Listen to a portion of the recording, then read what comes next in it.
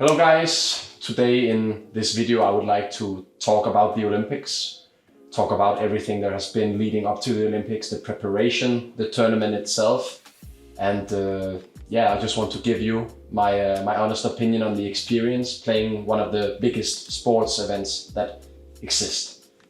So, preparation for the Olympics. Okay, 12 months before the Olympics, I played a lot of international tournaments to get ranking points, to then be able to qualify to the Olympics due to my world ranking, which I achieved.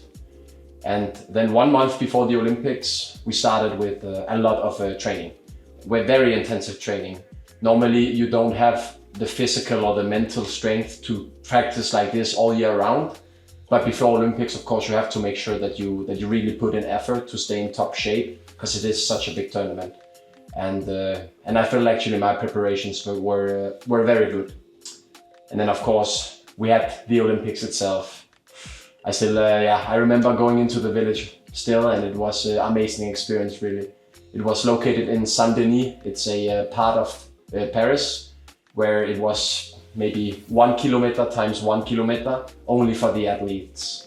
And it was, of course, we had the food, we had the gym, we had the travel place where we went, all the different athletes and sports to the different venues.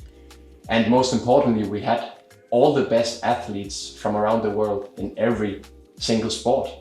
And that was really, really cool to feel. I saw some really big superstars in the village. I remember seeing Simone Biles, this American gymnast.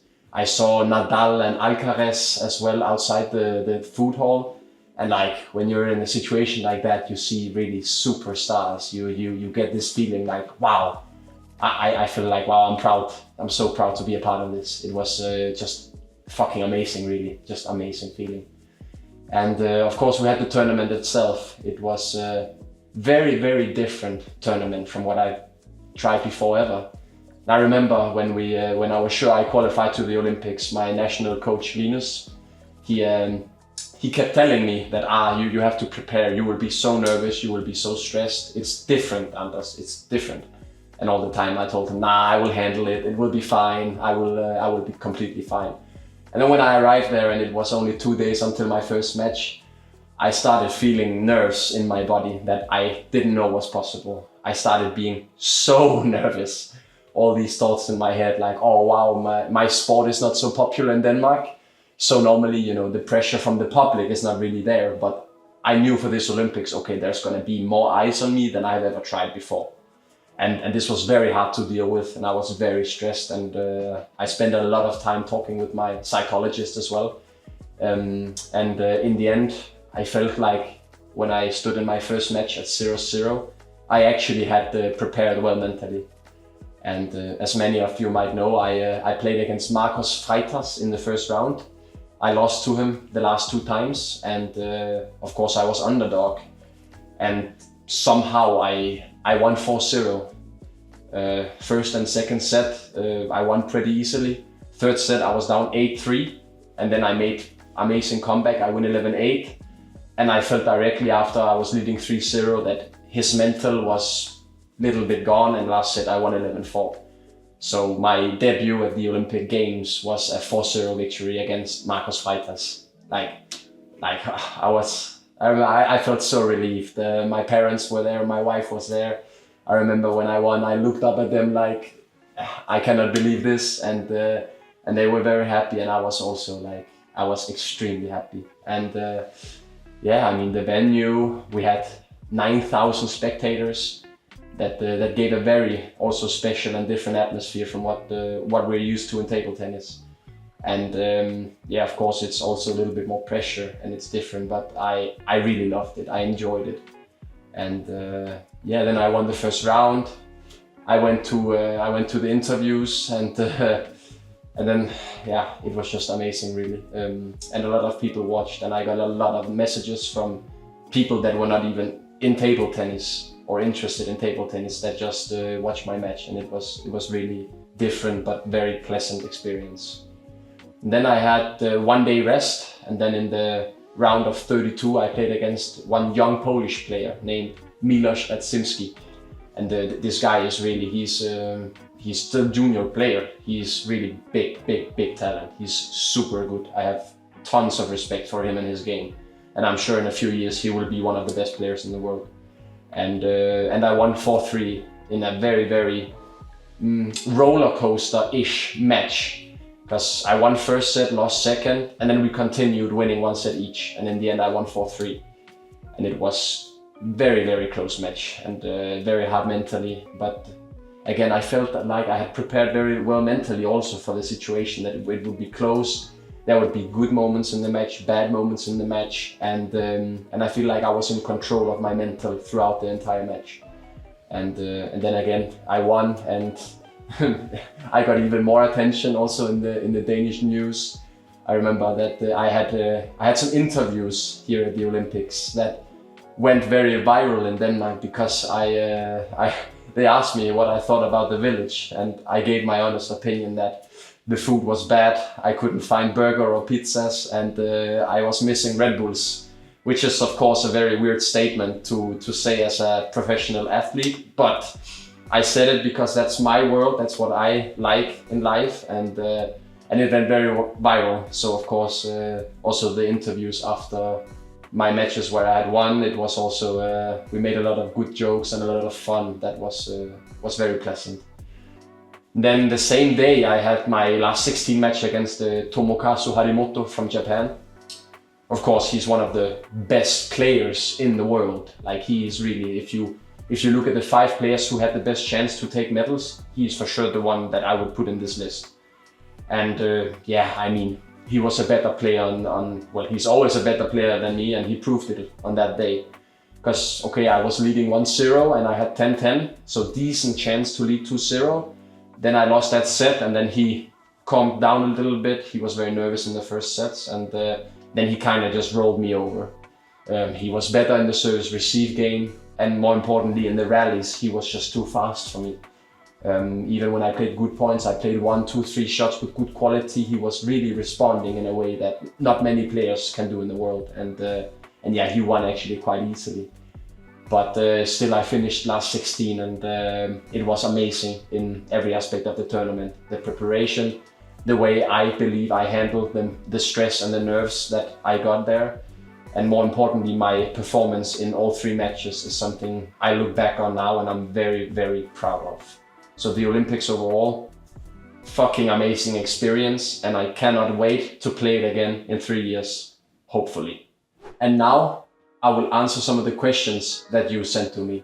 Of course, you send me a lot of questions, a lot of good questions, but I can only answer a few of them. Otherwise, the video will just be too long.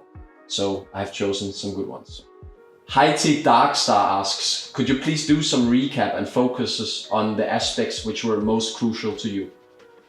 So yeah, I mean, the things that were most important to me during the Olympics were that I had to really deal with the mental stress and the nerves that I got, where I of course worked very closely with the sports psychologist, and we found a good way to still make me be able to focus on what I wanted to stand for at the table. And I felt like this was very important. So thanks a lot to my psychologist. He helped a lot. Luke Q4U6C, nice name by the way. How were the bets?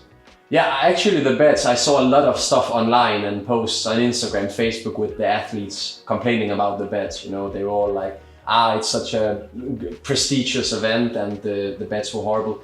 I actually felt like they were very good. I really had no issue at all. I slept like a baby on them. So for me, no issue with the bets. I actually think they were pretty great. NS1020 asks, how did you get prepared for the Olympics and what was different in that process compared to the usual league and tour matches? Well, the preparations for the Olympics, of course, is that you really put in more effort, both mentally and physically, and also time spent in the training hall to make sure you're in really top shape, because it is such a big tournament. The difference from the league matches and regular tour matches is the public pressure. And of course also that there were so many spectators that it was a completely different atmosphere. It wasn't a different sport, of course, but in some way it was actually really different. I felt it was amazing, and I would love to try it again. Ignacio Martina 4292 asks, your experience at the Olympic Village. My experience at the village was absolutely amazing.